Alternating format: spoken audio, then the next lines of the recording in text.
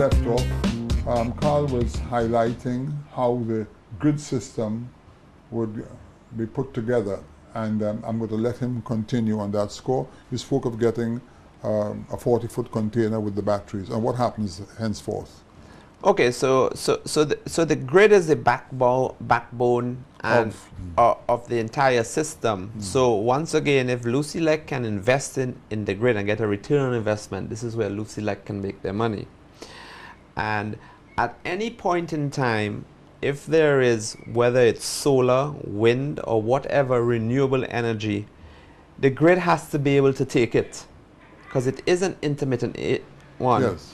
Now, once the grid can take it in and store it, yeah, then it becomes then you have can draw on it. You can draw on it every time. You have the sun, you have micro hydro, you have anything. So Tesla just came up with their first home system, which costs $3,000. Tesla are the cars that operate 100% on battery power. Got you. So all the technology for storage is on batteries, not lead acid batteries, magnesium, or all the different type of batteries that you have. And they are breaking the code on how many cycles batteries can do and how much batteries can store. So once you can push in from all our natural resources, push in as much energy into the grid, and once you can take it all at once and take it from all different points, then you will have way too much energy, and that is how you bring down the cost of energy. Question for you. When you feed energy into a battery grid, so to speak, how long can it last before it's used? I mean, it's like a car battery. You have stuff stored there because you're always pushing it in. Yeah. So, but if we can't take it out fast enough, of course, the most you can do is well, then you don't put in as many batteries then. Yeah. That's but too now much question capex for you. cost. Since you'll be getting the energy from the rooftops mainly, okay? If we're talking about solar, would we have to have these storage at different locations on the island? How? Well, if you have them at different locations on the island, that is really what distributed generation is. Because energy produced in Vieux Fort is energy used in Vieux Fort. Right. It's not energy produced in cul-de-sac and shipped up by transmission line to Vieux Fort. One question for you: when you have the batteries, let us say in Vieux Fort, and you want to feed it back, how would you be able to feed it back? Same transmission lines as you have now. And that would have to be done through Lucilec, a system. Yes, yeah, correct. But I'm trying to work out would it have to be close to one of their stations to make it more practical and less costly, or it can be anywhere? Well, they will determine where to put these storage ones, but imagine the solar panel on a roof. If it's not being used here, it then comes into the grid, because it's connected to the grid right away from the house. Yes. And if this house needs it right away, it gets used there. If not, it goes to the storage bank. Right. And the smart grid is saying, hey, batteries, I need power to go here, or here's power, store it for me. And that's being done all day throughout the grid. Okay, I want to explain something to St. Lucian, because earlier in the program, I fielded the question to Carl that a civil servant at their home is earning electricity from their rooftop while they're their home. And yet when they go back home at night, they will not be able to get it directly from them.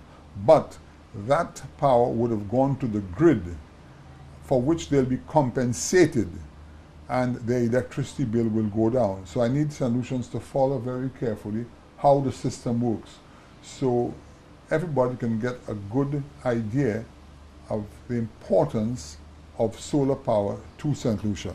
And you were mentioning something else a while ago about from you know far more than I do, because you've been studying it, you've been attending meetings or abroad. I'm going to pose a question to you, and that is, if St. Lucia were to go in that direction, how many,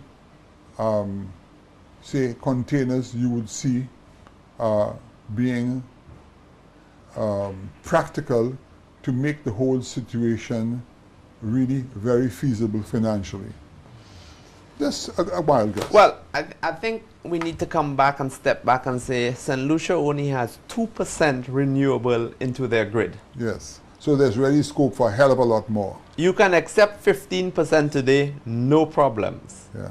So the first thing is to get some solar panels up and start producing and start generating, Right. so that Lucilec doesn't have to produce as much. Yes.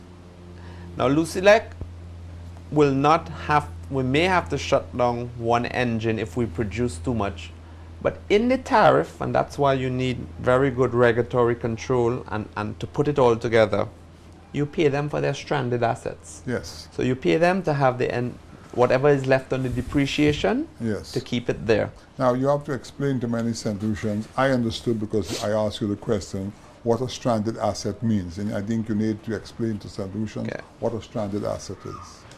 So a stranded asset, especially in terms of Lucilec, is that they have an engine that they have bought, let's say for 15 million. They have used it and they have depreciated it by 8 million, so they have 7 million left on their books. We're saying we have so much renewable energy now, shut down that engine and just keep it there in case something happens as a standby. So that's what a stranded asset is. But we will pay you 2 cents a kilowatt hour for doing nothing. For doing nothing until we pay you back that 7 million. Got you. And in the world of electricity, you pay people for stranded assets because they've made the investment. Yeah. Once again, the overlying factor, Lucilec reduces on generation, but they buy energy from everybody in St. Lucia through the smart grid, and they resell and they invest in the grid. The grid, the smart grid, is the future of controlling everything.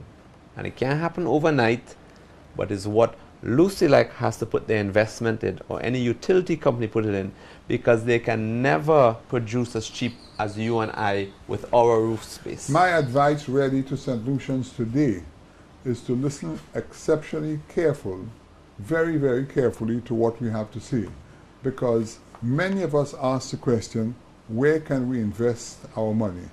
And I would say, listening to Carl, I'd be very happy to invest some money into the grid system, because if Lucilec doesn't want to do it, Lucilec can actually be the conduit for us to invest and to show our, should I say, sincerity in the program to see that it works, because it's not going to be something that's going to happen overnight, as Carl says, but we as St. Lucians must start to accept the fact that all those super tankers that come in on a daily basis here, still paying $60 per barrel of oil, is a lot of money. I don't know offhand, I knew that one time, but I couldn't say now what our total oil bill is. What is your oil bill in Dominica today, you would say? Do you have an idea? No, but what I can tell you, even the Arabs are putting in solar in the desert, Saudi Arabia and all of them, because it is shown that in 5-6 years, solar is going to be less expensive than oil to produce energy. So the future for everybody is solar renewables, no two ways about it. And St. Lucia, what I want to mention again is the fact that I went to this meeting recently where they discussed the possibility of wind power and also the reactivating soufre for thermal energy. And I don't mean to throw cold water on the suggestions of anybody, but there's absolutely no question in my mind, after the research I have done in the last couple of months, even before meeting Carl, and knowing what is going on in the States, through my partners in Barbados, who are already generating a tremendous amount of solar power, that solar power is the way to go. And if I'm not mistaken, just right, not too far from my home, we have Allied Services, who has all solar panels on his roof, and he uses no electricity whatsoever from Lucelic. Nothing goes to the grid because he has his method of doing it. He probably has his own storage or whatever the case may be. But I think this is the direction that we have to start to think about. And I would ask many St. Lucians to educate themselves by going to the web and find out how much money St. Lucia exports annually in diesel and gasoline and so forth. But when we come back, we're going to talk about the vehicle business. This is Open Mic, coming to the end of the third segment of our program.